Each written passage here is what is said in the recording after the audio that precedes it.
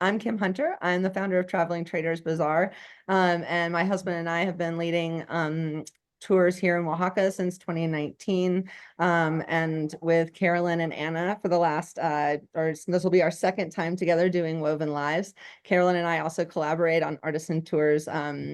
It's focused on embroidery.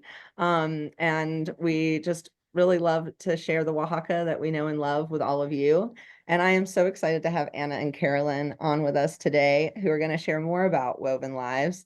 Anna has got over 20 years of experience like guiding and leading and being a cultural ambassador for Mexico and Oaxaca, advising fashion brands, working with artisans, helping founding the textile museum here. Her resume is just, it's an honor to have her as a guide on this tour. And Carolyn, who has known Anna for I almost believe like 20 years, maybe 10, but of that About 15, something like a little over 15, right? Over 15. And has been working in Oaxaca also for over 20 years in her capacity as a professor at the University of Wisconsin. And she's now retired, and we get her all year round now in Oaxaca. And so she really brings so much to in terms of her insight from design, as well as her work with artisans. And I enjoy leading tours with her, and people love going on them with her. So anyway, I will hand it over to Anna and Carolyn. Thank you so much, and enjoy the show. Thank you, Kim. Thanks, Kim. You're welcome. So should I go ahead and start, Anna? Yeah, all yours. So I'll get started here. So this will be Woven Lives. It's a heavy weaving and natural dye focus on this particular trip. And Anna and I came up with this, I think it was 13 years ago. No, it was 11 years ago when we first said we want to do this tour, because when I first met Anna, I was a professor at UW, and I wanted to make a film about the artisans I knew here, because when they would talk and their stories were so interesting, I'm like, I just wish everyone could hear these stories. So I was able to get a grant to make a film called Woven Lives. And we went around, and with Anna's help, as when she was the director of the Textile Museum, helping figuring out who would be really good people to interview. So the people that are in the film are a combination of people that I met through Anna, and Anna knows and has worked with, and then people that I had worked with before. And since then, this was in 2009 and 10 that we did the filming. And since then, we've been in touch with all of these people all these years, and have done all kinds of many other projects with them, watched the kids grow up. And when I moved down here almost 2 years ago, we were like, okay, now we're going to do this. We've been talking about it for a long time, and we did it last summer, and it was a fabulous trip. We had a really wonderful time meeting people, and we really want to have a lot of focus on like talking to the, let's see if this will do it. There we go. Talking to the different people that were in the film and finding out how their lives have changed over that period of time. So it's really been interesting, kind of like a long-term study of people's lives here that are super interesting. So in case you don't know, have you guys been to Oaxaca before? Not either yes or no. Okay. So just to give you a brief overview, Oaxaca is in the southern part of Mexico. I always say it's about halfway between Mexico City and Guatemala is a good way to place it. And Oaxaca City is the capital of the state of Oaxaca, and it's way up high in the mountains, and that's where we are most of the time. So this is a picture here of Oaxaca. And there's, well, Anna, why don't you talk about this part, the indigenous villages? Yep. And Okay. Well, Oaxaca has a lot of attraction. People from all over the world come to Oaxaca, and they find something that we say that it's like magical, but it's not really like magical. It is because Oaxaca is so rich and diverse. And it is because 19 different indigenous people, indigenous groups are living in Oaxaca today. So it makes this state very, very diverse and very rich and very alive. And I think that's what brings this unique, no, like,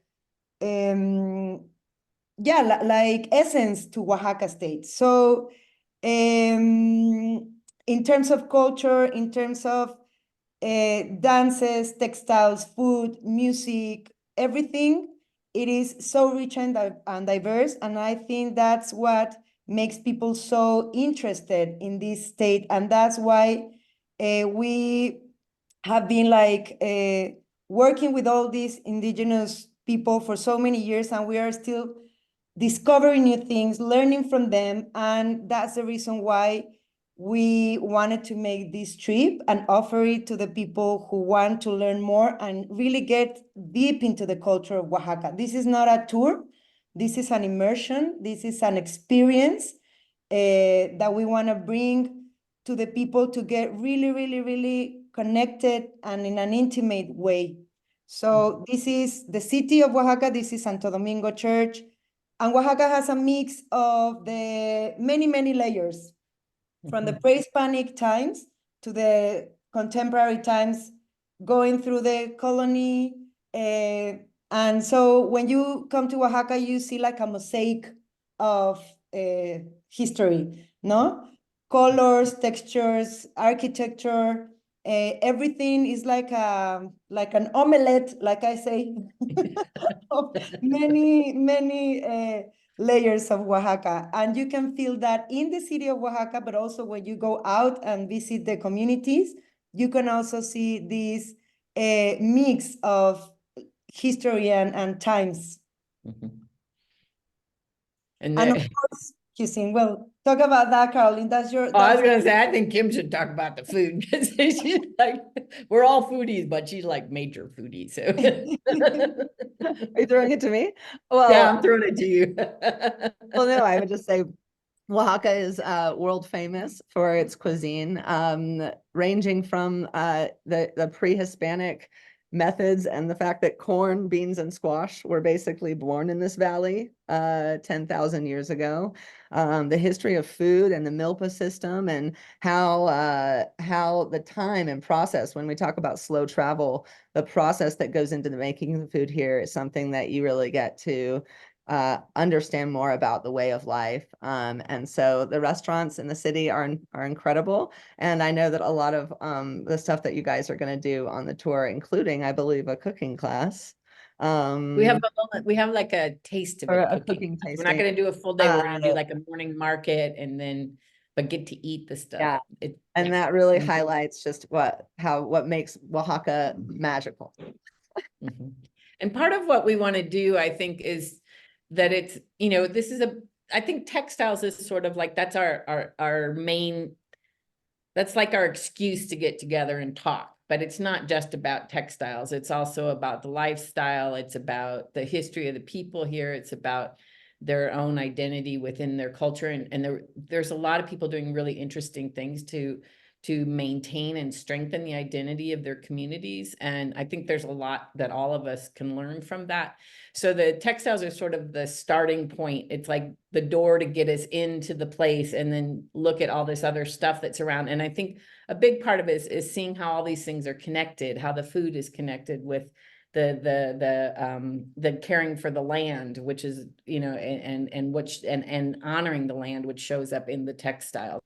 So we're very much about like how all this stuff hooks together, but then we're also, really good deep dive into the textiles too. So we'll do this in a number of different ways. Let's see, my computers is a little different. So we do this in a couple different ways. So part of this is doing an immersion and inspiration within the culture, like going to the towns where people live, going to their homes, and or their group workshops, and having them tell us what is important to them. And then also I was a professor of design and making for many, many years. And often I would have people from different backgrounds, different cultures, or bring people to different places. And the ability for people to cross boundaries and understand and make meaningful connections by making things together, it like blows me away every time it happens. It's like these two people here, this guy on the left is from India, and the woman from on the right is from San Pedro Cajonos. He didn't speak any, neither of them spoke any English. He didn't speak any Spanish, and she didn't speak Gujarati, but you can tell just looking at them, the way they're able to communicate and connect through making. And so even we really feel like making is a big part of it. It's not like trying to make giant, impressive artworks or something. It's about being in the moment and the process of making and making alongside someone. So, and also sharing in both directions. Like we found it very interesting where, they want to know what we do or the people we bring there. And at the end of the trip, we actually have like a party and invite everybody that's available that helped teach to come back and celebrate with us. And I feel like it's a really nice way that it's a two-way street rather than just, going and looking at a group of people like they're in a museum or something and then going home, but it's an interaction and a conversation with them. And also taking time to relax, because things are, especially in the States, things are very busy there, and it's hard to sometimes to focus. So we build in time that things are kind of slow. We go to one place and stay there all day and talk to the people and eat the same food they eat and share meals with them, and have time to reflect on what we're doing. And sometimes we just have some times where there's not much going on at all, and you can just sit and the stitching or the weaving is often a time where you really sit and relax as well. So Anna, do you want to talk a little bit about the following the threads part about Woven Lives? Yes. Yeah. Well, the reason why we named this immersion trip Following the Thread is because we wanted to learn what has, the film that Carolyn published in 2010 was Woven Lives. What was the second part of the name of the title? Woven Lives, it's long. Anyway, the reason It's why traditional, it's like contemporary textiles from traditional, anyway, just to say that Following the Thread is because what we wanted to do in this trip is that you can learn what has been going on through these 13 years, what happened after the film.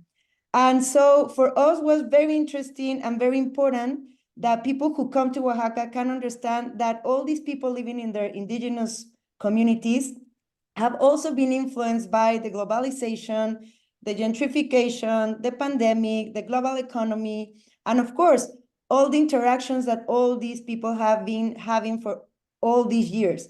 So really like to bring this trip in a context, because it's not just going and visiting the people and like a tour, but really to understand what has been the changes and why.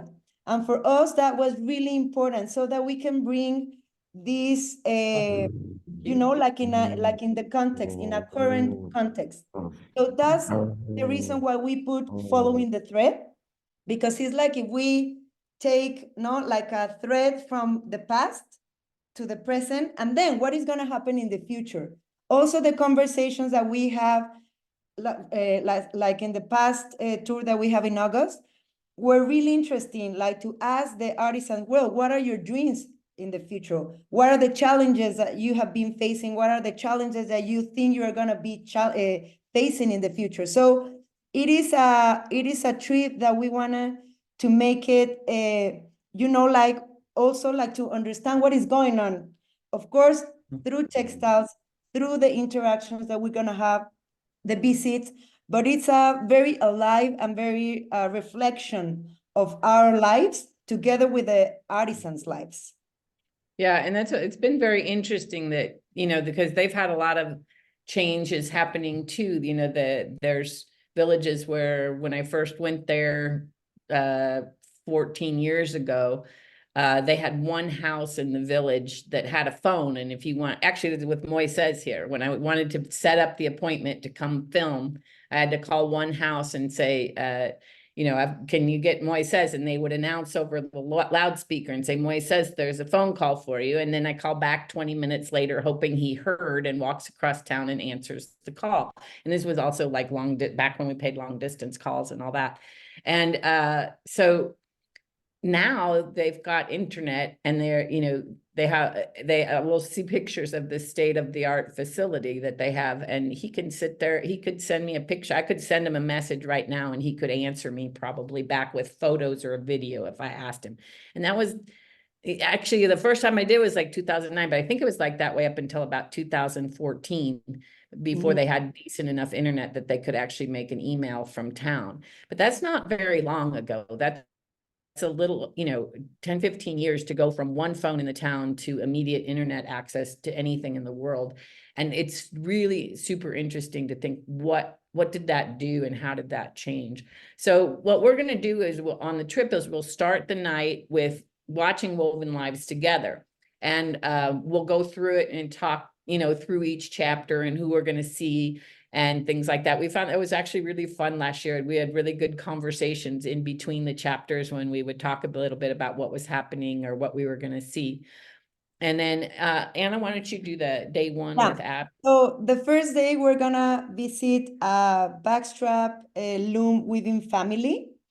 This is a unique backstrap loom that people use in Oaxaca, in other states of Mexico as well, and in other countries, but in the whole state of Oaxaca, this is the only place where they use this loom and this technique. So we're gonna spend the whole morning there.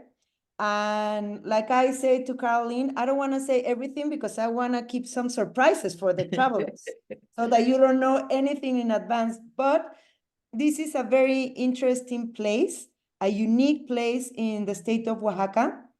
And after that, we're gonna be visiting a place where we're gonna have a lunch. And so the first day is learning about the backstrap weaving. Yeah. Yep.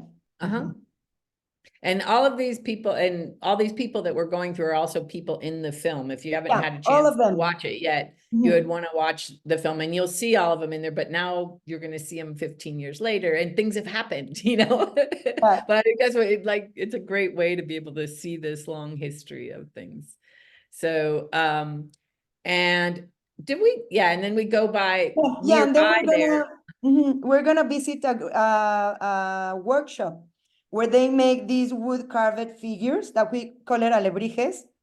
The idea is not only, the 90% of the trip is focused on textiles, but we think that it's also interesting to see other kinds of handicrafts of art that people make in Oaxaca, so that you can also see like what's been the influence of the environment, of history, and of course the colors, textures of the Mexican culture, how that has been expressed in other artwork. So we're gonna visit this workshop in a community near the other one. So it's like to be able to understand the context of all these things that we're seeing. And so the one I was just telling you about, where the guy had the one phone call, like the one phone in the whole village, this is their space now. So it's like they were working in Adobe homes with dirt floors, and now they have it's one of the most beautiful buildings I've ever seen. So I like any excuse to go up there. So this is the silkworm sanctuary up in San Pedro Cajonos. And they actually grow the silkworms from little tiny huevecillos, little bitty eggs. And they have to grow the mulberry trees in order to feed the worms. And then after the worms grow, then they have to spin the thread off of that, and then they're putting it on a backstrap loom, which is a different type of backstrap loom than the one that was in Jalesa. So this is all hand spun silk thread on this loom that then they also use natural dyes. So we're going to go there and we're going to do, and there's my dog. But so they're spinning, some are doing it the old fashioned with a malacate where they're drop spindle, and some are using like a machine, and you see the silkworms, and they've got a wonderful story. So again, I don't want to tell you everything because there's a lot to see. and it's they're breeding them and trying to change anyway, there's all kinds of wonderful things going on. So while we're there, we'll also do a natural dye workshop on silk. And so this is Palo de Brasil, which gives a really good red on silk. On wool, it's a little bit different, but that's actually kind of what's interesting about things, is if you put use natural dyes with silk and with wool, you get kind of different results, and there's certain things you do differently from them. So we get to have this great natural dye workshop in that beautiful building with the way up in the mountains, and it's just a spectacular day. And after that, well, the next day we'll go to Mitla, which has some really fabulous ruins that if any of you are weavers, the first time I saw these, it's like, that looks like a weave draft, but it's in stone on a building that's 1,200 years old, you know, so you immediately love the place. And we're going to be visiting a family business with Rodrigo Hernandez and his family in called Cosijo Artesanía Textil, and they do small scale production on fly shuttle looms, and they also, and their whole family, that's one of the things that's changed there, is the whole family's now part of it. Rodrigo, who's here, the Rodrigo Jr., who's here weaving, in the film that was made in 2010, he's sitting there this big on the big winding wheel here. He's sitting there playing on that, little bitty kid riding around on it. And now he's like a nationally, he's won national prizes for his weaving, and he's weaving here, doing like is that a supplementary weft or Yeah, that's a supplementary weft. Supplementary weft on a fly shuttle loom with naturally dyed cottons on there, and he's really amazing. The whole family, all the kids are all grown up, and they're all beautiful spokespeople for their work and why they love doing this. And then Anna, why don't you take this one? Yeah. So just like to tell you that we're gonna be Oaxaca State is very big, as you saw the first image with the map, and Oaxaca City is in the middle of a valley. The rest of the state is all mountains. So Oaxaca City is located in a flat, in a valley. And so we're gonna visit one of the valleys, Tlacolula, two of the valleys, Ocotlan and Tlacolula Valley. And all the people who live in this place are Zapotec people. So you're going to be meeting with people who are Zapotec. So just like to give you a context, the day 4, we're going to travel to Teotitlán del Valle, which is a very famous town, beautiful town. And it's famous because of its production of wool rugs. And so we're going to visit this cooperative, Vidau, which is a unique cooperative because it's the only cooperative in this place, in this town, who have been growing their own natural material, their own plants to dye. And so we're going to learn about this project, all the materials, the natural pigments that they use to dye the wool. And we're going to visit the green garden, or the huerto, where they grow their own plants. And we're gonna have a meal there. So we're going to spend the whole day with this cooperative, and we're gonna see how they dye. And part of the product, well, actually, we're gonna bring the wool skeins with us because we're going to use them the day after to weave. You're gonna use them to weave your own small tapestry. So we're going to overnight that day in Teotitlán del Valle in a very nice guest house. And the idea is to be out of the city for 3 days. And so that you can also get the sense of what is the lifestyle in a town in Oaxaca, because it's not the same to be in the city and then to be in a small town. And so we also wanted you to like feel that, no, and to get to be in the town in the morning, in the day, in the afternoon, and also in the night. So this day we're gonna be sharing this experience with this cooperative. So, and then day 5, we're going to do a tapestry weaving workshop with Tito Mendoza, who's a really master master weaver. We won't be doing a floor loom because it takes a lot to do and you need a lot of floor looms for a lot of people, but we're going to do like a frame loom, which will be able to do the same style of weaving that you do on the floor loom.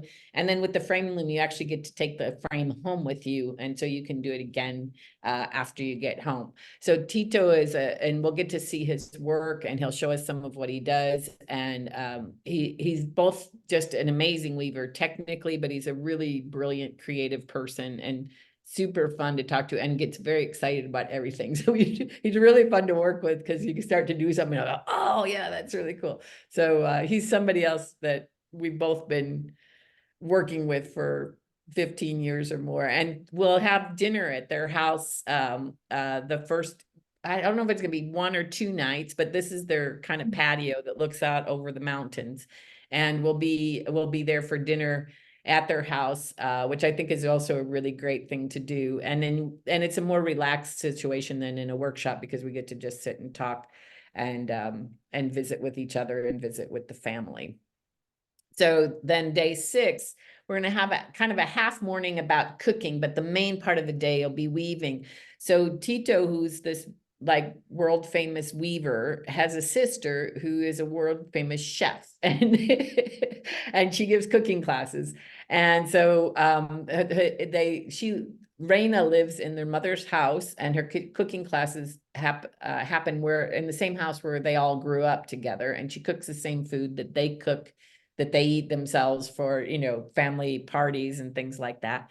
And so we're going to spend like a half a day with Reina where we're going to go to the market and we're going to buy things and bring them back. And then we're going to have hot cocoa and bread. And then we're going to be around the house. She's going to make lunch for us, but then we'll be over weaving in that same side of the house. We're going to actually have our weaving workshop in the space where she does her cooking workshops for people like Gordon Ramsay.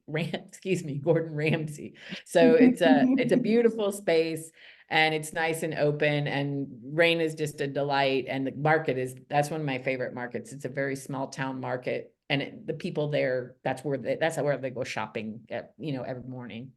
So this is in the patio at their house, and we'll be on there and weaving, and most of the family all jumps in and helps out with like filling bobbins and winding threads. And if somebody's needing some help, they can help with everybody. So we had a number of people like Kathy, who's here in the front. She had never woven anything, had no idea. She didn't make much stuff at all. And she did wonderful. She had a really great time and was able to She came back in November for Day of the Dead. She came back to visit for 2 weeks with somebody else she met on the tour. Like 2 months later, they were back for 3 weeks or something traveling together. So it was really good. And then, but we also had people in there. There's one who's like a professor of textiles, and she had done a lot of weaving before. And she also found things that challenged her and, made her curious. So I think that because there's a number of us that are working together with everybody, you can kind of be on anywhere on that spectrum of a beginner to an advanced, and there'll be things that you can engage with that will keep it interesting for you and a lot of fun. And it's just beautiful. This is one of those you just relax and hang out and you watch things happening around you. So on day 7, Anna, do you want to do this? This is our Oaxaca day. Yeah, the last day. So after being in Teotitlán del Valle, in the valleys, in the countryside, we're gonna come back to Oaxaca City for our last day. The last day we planned to be like visiting the textile museum of Oaxaca, where I was the founding director of this museum. So I will tell you the story about That's this. kind of a big deal. She's like, yeah.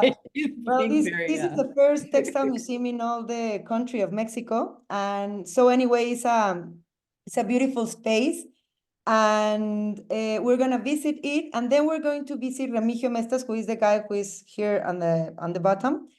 And his shop. And I would say he was a pioneer of the one who started like improving the quality of the textiles of Oaxaca after so many years that the quality and the designs have been compromised because of the cheap market. And so we're gonna meet Remigio, who is really, really like a library. You know, he's a jewel in terms of Oaxacan textiles. We're gonna visit his showroom and then his shop. And then in the afternoon, we're going to be at Carolyn's Oh, is that- home. Let's see. Oh, wait, I don't have a slide of it. I can't Well, believe I don't have that's a slide good. of. Carolyn has a beautiful new house in Oaxaca, Oh, and right here. she's going to show us some of the textiles that she has been making with the same artisans that we're going to visit.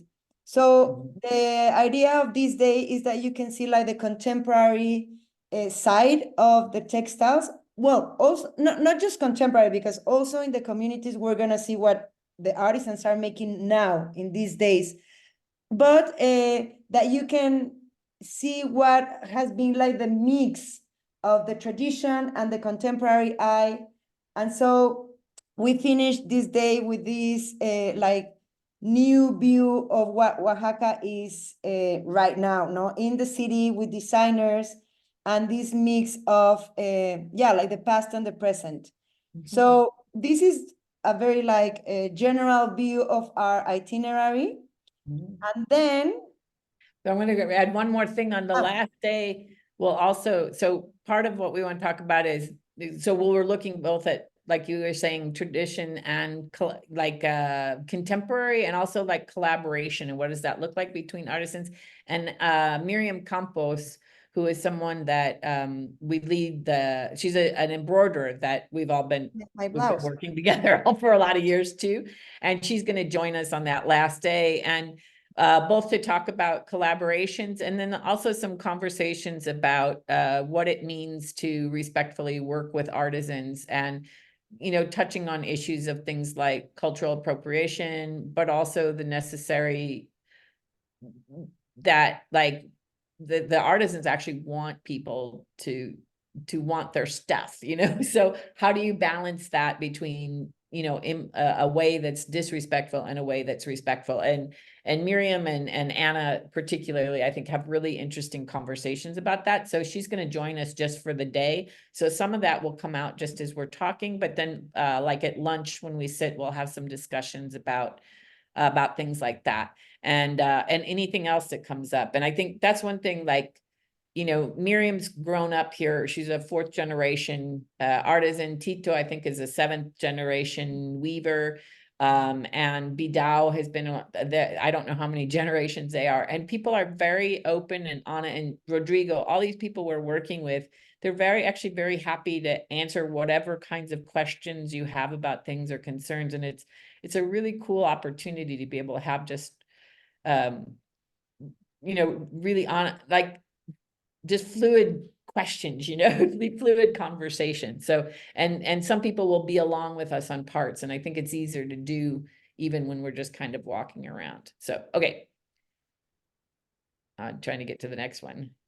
And Anna too has been working with so many people for so many years that she has like some really amazing insights and stories about things too. So anyway, it's a really great group of people to hang out with. It's always something kind of challenging and making me think about stuff. And I love that. So accommodations. So we're going to stay in, there's a hotel called Casona del Llano that's right next to the El Llano Park right here. It's just a couple blocks away from the Temple of Santo Domingo, which to me, that's kind of the heart of the city. There's also the Zocalo down here a little bit farther. But everything's really pretty much within walking distance. We have vans that come pick you up and take you out to the villages, and you bring you back. Some of the meals, let me see if we're on the next. Here's a picture of Casona del Llano. It's a nice hotel. It's not like super fancy, but it's not it's not like a hostel situation either. It's a very nice hotel, and it's in a lovely space. You can see it's got a big open grassy area in the center. There's a restaurant there. A lot of people got up and have breakfast ahead of time if you want, or there's a coffee shop down the street. But it was a lovely place to stay. We really liked it. And then when we go to Teotitlan, we'll be staying over. And so here's the city of Oaxaca here. And we go out this way. It's about 40 minutes or so to get out to Teotitlan. So that's another place where we're going to be doing we're going to overnight 2 nights there, right, Anna? Yeah, because we're 3 yeah. days there. Yeah. So when we're in Teotitlan, we stay at a place called Casa Elim, and we have this whole, we'll have the whole place pretty much to ourselves. And we do have to do double rooms. They don't have single rooms. All the rooms have 2 beds. Everybody gets their own bed, but we do have to sleep 2 people per room. Some of the rooms are bigger than others. And I think last time we were able to accommodate one individual who she just really needs to, she couldn't sleep with another. So we were able to, but for the most part, everybody shares rooms here. So, but it's lovely. The rooms are big, and again, each one's set up different. So if you need a little bit more space, we can think about which rooms you put you into. But people were also very happy. There's a lot of shared spaces. There's hallways with little places to sit and talk, and people would bring their weaving back, and they sat up half the night weaving, I think, in little common spaces. Kim, are you there? Do you want to talk through this part? Yes, I'm more than happy to. I was on mute. Yeah, so the cost of the trip first, actually, if you would like to join, or at least let us know you'd like to join in May, the first step in the process is actually filling out our application. It lets us know like what kind of accommodations you'd like, but it also lets us know allergies or other things that help inform us and help create a safer trip for everybody. So if you'd like to join us, please apply. Carolyn just had up the different costs. I think it's $24.50 for the Wait a minute. My thing's skipping around there. Yeah, Sorry about that. $24.50 for Yeah. single occupancy, $21.50 for double occupancy, and $17.50, which is locally priced, which means that accommodations are not included. Traditionally, this is used for people who live in town and want to participate. We recommend, if you're coming from out of town, to try and be part of the accommodation group. But if people feel like they want to do their own thing, that's also an option. And there's $100 discount until February 15th. We do require payment in full, but it's a $500 deposit actually that is non-refundable. And then we have a refund schedule that we can provide and have it actually listed on the website if anybody wants to check that out. So that's sort of the logistics. It covers, actually, Carolyn, why don't you walk through? I'll go to the next one. One thing I would notice is even if you're in local accommodations, when we go to Teotitlan, you'll be staying with us there. You won't be going back to Oaxaca every night. So even if you're local, there's still those 2 nights covered in Teotitlan. And that's why it says single occupancy is in Oaxaca, but in Teotitlan, it'll be a double. And otherwise it's just double all the way through the whole time. So what's included is breakfast every day. No, wait, lunch every day. Sorry. The breakfasts are three days. Those are like when we're on the road. So when we're on the road up to San Pedro Cajonas, we leave really early in the morning.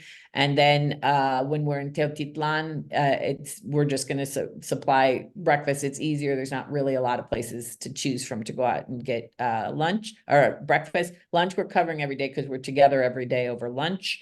And then dinner is, there's 4 dinners, and those are ones where we're out together. We'll have a farewell dinner, we'll have a welcome dinner, and then the dinners in Teotitlan. And the other nights, it's actually nice. So that leaves you 3 nights on your own for dinner. And those nights, there are so many cool, amazing places to eat in Oaxaca. You'll probably wish you had more nights to go find your own. And then that way also it allows you to judge your own energy. Sometimes people are tired and they don't want to get anything. And sometimes people want to go, out, but you can all each make your decisions for yourself on there. So it also covers all transportation to and from all the workshops. You have to get your transportation to Oaxaca and to the hotel. But after that, it takes care of the workshop fees, any materials, and your lodging in Oaxaca and Teotitlan. And yeah, and this we kind of went through every day. Oh, and alcohol is not included during the meal. So if you want to have drinks or wine or something, you'll have to pay, we usually settle up at the end of each meal. So bring some pesos along if you're going to have a drink. So, and yeah. So I think that's all. Let's see. Yeah. Yep. Now it's question. Is there anything, Kim or Anna, that we forgot or I forgot? Well, I think that, I mean, if the people who are here, Sarah, Carol, if you want to make some questions, but we will be very happy to have you on our trip. We are really excited about having this second Woven Lives trip. The first one was really, really a beautiful experience. And so we wanted to repeat it because we really think that it's a very unique way of learning about Mexico, about Oaxaca, about textiles, and about human life, and and about culture. So I hope that you get a sense of what the trip is, but if you have any questions, just let us know. And I think that's it. And thank you for taking the time to be here tonight to hear our like our presentation of the trip. So what kind of questions do you have? You can unmute if you want, or if you prefer to write in the chat, you can do that, but you're welcome to unmute and have some, and say something if you have something to say. My chat's being a little weird here. It's like taking up my whole screen. So if I accidentally click and the slide changes, that's what's going on. So anybody have a question? I just wanted to know the dates. I don't have that written down. It is. Yeah. It's May 15. We start May 15, and the last day is May 22. So you can arrive as many days before May 15 or the same May 15. And then the last night is, the last day is May 22nd. So from May the 23rd, you are like free if you want to stay longer in Oaxaca City. So that's what covers the trip. May And 15 to May the 22. kickoff meal, the kickoff night, which is the night before everything starts, that's on the 22nd, correct? Yeah. We start the trip on the afternoon of May the 15th. And we finish, we close the trip on the night of May 22nd. So you'd want to be able to get into Oaxaca by midday on the 15th, and you could fly out on the 23rd if you want. But a lot of people do either come a couple days earlier, or they stay a few days later. So, other questions? Great. Well, you guys did just such a thorough job that but also if you do have any questions, my email is right here, Kim at Traveling Traders Bazaar. And if you would like to join us, please apply. This link is also on our website on the Woven Lives page. So I initiate contact once I receive an application, or if anybody signed up for the interest call, I'll be sending also this recording to them. So so I'll follow up with you ladies if you apply. Thank you. Thank you. And invite your friends. I have to say we had such a good time last summer, and that we had, of the 10 people that went on with us last August, 1, 2, 3 4 of them have either come back, or there's 3 that have come back already for either another trip or either another trip or and somebody else is coming back with 19 people next summer. So like people that went, they really, really liked it. We had a really great group and had a wonderful time talking to everybody and getting to know people. And it was a really meaningful experience. It's a little different, I think, than a regular tour. And I just wanted to put that across because it was really like we were all in tears the last night. I hate to say that, you can't guarantee that will happen, but the people we meet are really incredible, incredible people, as well as really amazing artists. So yeah. I guess one other question I have is just, I know you have other trips that are more focused on embroidery, or, I mean, to me, that's the question. You know, I'm sure I would have a good time in any of them, but, you know, how are they different? Or will you be talking about some of those other trips in the near future in this format? Yeah, we'll talk about we've got an embroidery trip coming up in June, at the end of June, and they're different. And actually we've had people on the embroidery trip then sign up for the Woven Lives, and people for the Woven Lives sign up for the embroidery. They came back and came to the other one. We only started doing these last year. And but I think the embroidery one's longer. It's 10 days versus a week. And there's more studio time built in. A couple of things we repeat, like the dye with the mountain. out in San Pedro Cajonos, we repeat the dye class. But the people, like I said, there were ones that were in the Woven Lives and then came to the embroidery one in January, and she didn't have any trouble repeating it all. She thought it was great. She just loved being out there. So there's more time in studio with the embroidery class, and there's some days that we just have studio days and we don't have anything else going on. So this one's it's a little shorter, which sometimes a 1 week trip is often easier for people than a 2 week trip. And we focus a little bit more on weaving. So we talk to different people, which is why some people have done both or are going to do both, because we, other than San Pedro Cajonos, I don't think we repeat anybody else. Everything else is different. So this one's more on weaving, and weaving's really big here. It's like the main, like if you hear about Oaxacan textiles, it's probably the first thing going to come up is weaving. It's a very, very long tradition. And so there's this really deep cultural roots with that, which there is with embroidery, but a little bit different, I think. Don't you think, Anna? Is that? Yeah, I mean, So well, that's pre-Hispanic is the weaving. The embroidery was brought in by Europeans, but still that was like 500 years ago. So that's a pretty long tradition. yes. Mm. Yeah, I think, yeah, that's the difference between the two trips. Uh-huh. Yeah. So the weaving, weaving is different. They're both kind of meditative processes, and I'm like a textile person. I study and did all of those and do both kinds of things, and they're different, but they're both really great. So yeah, I'm trying to think what else I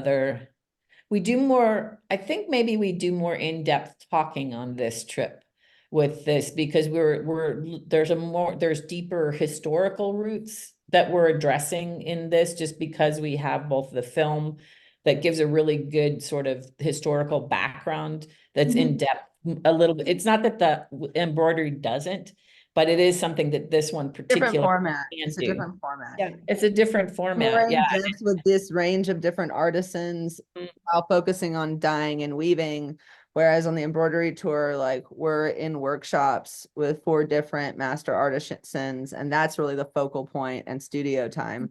Right. So there is much more focus on the embroidery, whereas like I think you guys go much deeper with each of these artisans, and also Yeah. Titlan, and Mhm. more-time natural dyeing, like because you were with both the San Pedros and in Teotitlan. Right.